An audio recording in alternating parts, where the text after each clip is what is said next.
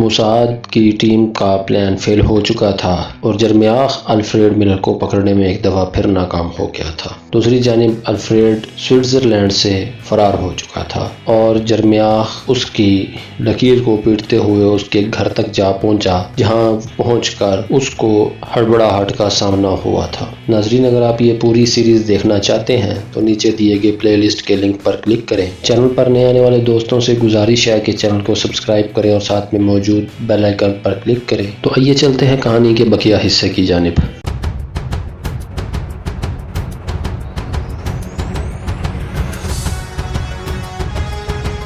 بادامی رنگت والا دبلا پتلا سا کیتا سینوسی سفارت خانے کی عمارت میں اپنے دفتر کی کرسی پر بیٹھا سامنے والی دیوار کو گھور رہا تھا۔ اس کا منہ اس طرح پھولا ہوا تھا جیسے کسی بات پر ناراض ہو۔ یورپین لباس میں وہ اپنے آپ میں عجیب سی بے چینی محسوس کر رہا تھا۔ اوور کوٹ اس کے جسم پر خاصا ڈھیلا تھا۔ کلف لگے ہوئے کالر اور ٹائی کی گرہ سے اسے اپنا سانس گھٹتا ہوا محسوس ہو رہا تھا۔ کیتا سینوسی کو کئی وجوہات کی بنا پر پیرس سے سخت نفرت تھی۔ سخت سردی، شہر کے علاقے میں لوگوں کی بھیڑ باڑ، سڑکوں پر دندناتی ہوئی کاروں سے زیادہ طوائفیں ہر راہگیر کو گھیرنے کی کوشش میں مصروف نظر آتی، اور بگڑا ہوا معاشرہ۔ سینوسی ابھی تک اس عیاش قوم کو نہیں سمجھ سکا تھا۔ اگر اس کے بس میں ہوتا تو بہت عرصہ پہلے یہاں سے بھاگ کر اپنے وطن واپس پہنچ چکا ہوتا، جہاں وسیع و عریض ریت کے سمندر میں کاروانوں کے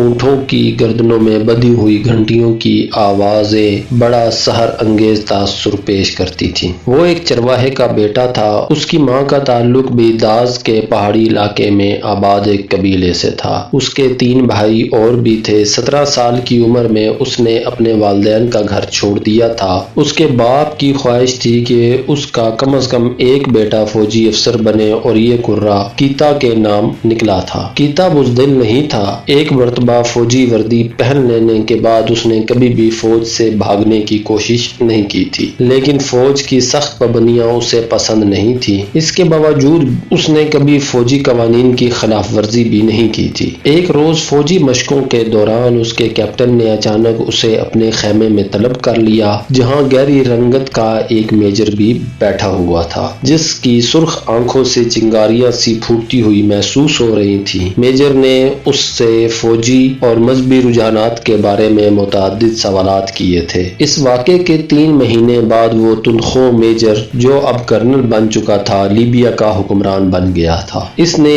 ایک پرامن انقلاب کے ذریعے شاہ ادریس سینوسی کی حکومت کا تختہ الٹ کر عنان حکومت خود سنبھال لی تھی۔ کیتا سینوسی کو لیفٹیننٹ کے عہدے پر ترقی دے کر اسلامی ریپبلک آف لیبیا کے پہلے صدر کرنل معمر قذافی کی پرسنل سیکیورٹی کا انچارج مقرر کر دیا گیا تھا۔ کیتا سینوسی جلد ہی اس گروپ میں شامل ہو گیا جو لیبیا کی سرحدوں سے باہر قذافی کے خفیہ منصوبوں کی تکمیل کا ذمہ دار تھا۔ کئی حریت پسندانہ تحریکوں میں حصہ لینے کے علاوہ کیتا سینوسی فلسطینی حریت پسندوں کی تنظیم PLO اور لیبیا کی حکومت کے درمیان افسر رابطہ کے فرائض بھی انجام دے رہا تھا۔ وہ کئی یورپی ممالک کا سفر بھی کر چکا تھا، جہاں لیبیا کے سفارت خانوں میں اس نے ایسے شعبے قائم کیے تھے جہاں سے فلسطینی حریت پسندوں اور ان کے حمایتیوں کو اسلحہ، شناختی کاغذات اور فنڈز مہیا کیے جاتے تھے۔ کچھ عرصہ قبل کیتا سینوسی کو پیرس میں لیبین سفارت خانے میں سیکیورٹی انچارج بنا کر بھیج دیا گیا تھا۔ اس علاقے میں PLO سے تعلق رکھنے والے حریت پسند اور ان کے حمایتی اب اس سے رابطہ قائم کرتے تھے۔